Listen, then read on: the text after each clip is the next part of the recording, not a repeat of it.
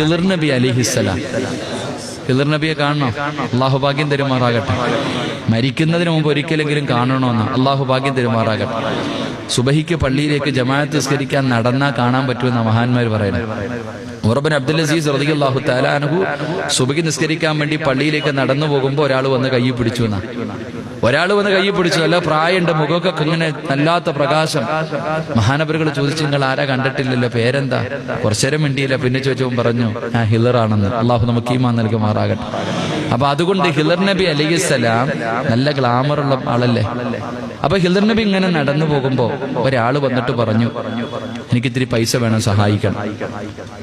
ഖിളിർ നബി അലൈഹി സ്വലാം പറഞ്ഞു, എന്റെ കയ്യിൽ ഒന്നുമില്ല. എന്റെ കയ്യിൽ ഒന്നുമില്ല.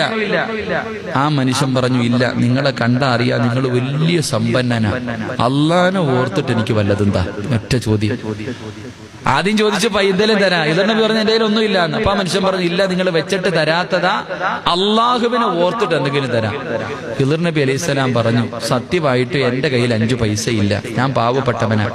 പക്ഷെ അള്ളാഹുവിന്റെ പേര് പറഞ്ഞിട്ട് ചോദിച്ച നിന്നെ ഞാൻ വെറുതെ വിടൂല. എന്നെ കൊണ്ടുപോയിട്ട് കിട്ടണ കാശിന് വിറ്റിട്ട് പൈസ വാങ്ങിച്ചിട്ട് നോക്കളെ. എന്താ പറഞ്ഞേ? അള്ളാടെ പേര് പറഞ്ഞിട്ട് എന്നോട് ചോദിച്ച നിന്നെ വെറുതെ വിടാൻ എന്റെ മനസ്സ് അനുവദിക്കുന്നില്ല.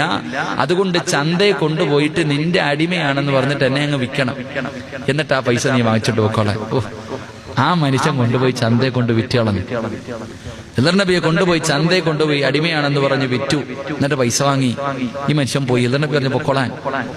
അങ്ങനെ ഈ അടിമയായി ഖിളിർ നബിയെ വാങ്ങിച്ച മനുഷ്യൻ വീട്ടിൽ കൊണ്ടുപോയി ഇങ്ങനെ നിർത്തിയിരിക്കുക. ഒരു ജോലിയും കൊടുക്കുന്നില്ല. അപ്പോ ഖിളിർ നബി എനിക്ക് ജോലിയൊന്നുമില്ലേ? അല്ല, നിങ്ങൾ പ്രായമായ ആളല്ലേ, അല്ലാ, കുഞ്ഞുങ്ങൾ കിടന്ന് വിളിച്ചു പോകുന്ന താത്ത ഒന്ന് നോക്ക്. ഖിളിർ നബി അലൈഹി സ്വലാം ചോദിച്ചു, എനിക്ക് ജോലിയൊന്നുമില്ലേ? നിങ്ങൾക്ക് എനിക്ക് പ്രായമൊന്നുമില്ല, ജോലി. അപ്പൊ പറഞ്ഞു, ആ കാണുന്ന കല്ലെല്ലാം കൂടെ ഒന്ന് കുറച്ച് കൂട്ടിയിടാൻ പറഞ്ഞു. അവിടെ കിടക്കണ തടിയൊക്കെ എടുത്ത് മാറ്റിയിടാൻ പറഞ്ഞു. ഈ മനുഷ്യൻ അങ്ങോട്ട് പോയിട്ട് തിരിച്ചു വരുമ്പോഴത്തേക്ക് ഖിളിർ നബി അലൈഹി സ്വലാം തടിയൊക്കെ കൂട്ടിയിട്ടിരിക്കുക. ഇനി ജോലിയൊന്നുമില്ലേ? ആ കാണുന്ന പാറയൊക്കെ 2-3 മനുഷ്യന്മാരും മാസങ്ങൾ കടന്ന് കൂട്ടിയിടാൻ പറ്റുന്ന പാറയാ. അവിടെ നിന്ന് പറഞ്ഞു, എന്നാ പാറയൊക്കെ നേരെ ഇടാം. അപ്പോഴും മഹാനായ ഖിളിർ നബി അലൈഹി സ്വലാം പാറയൊക്കെ നേരെ ഇട്ടു. അപ്പൊ ഈ മനുഷ്യന് മനസ്സിലായി, ഇത് സാധാരണ ഒരാളല്ല. ചോദിച്ചു, നിങ്ങൾ ആരാണ്? ഞാൻ ഒരു മനുഷ്യൻ. നിങ്ങൾ ആരാ? നിങ്ങൾ സാധാരണ ഒരാളല്ല, നിങ്ങൾ ആരാ? അള്ളാനെ ഓർത്ത് പറ. അപ്പൊ പറയാ, അള്ളാനെ ഓർത്തിട്ടൊരു മനുഷ്യൻ ചോദിച്ചതുകൊണ്ടാണ് ഞാൻ ഇവിടെ വന്ന് കിടക്കേണ്ടി വന്നത്. വീണ്ടും അത് തന്നെയാണ് ചോദിക്കുന്നത്.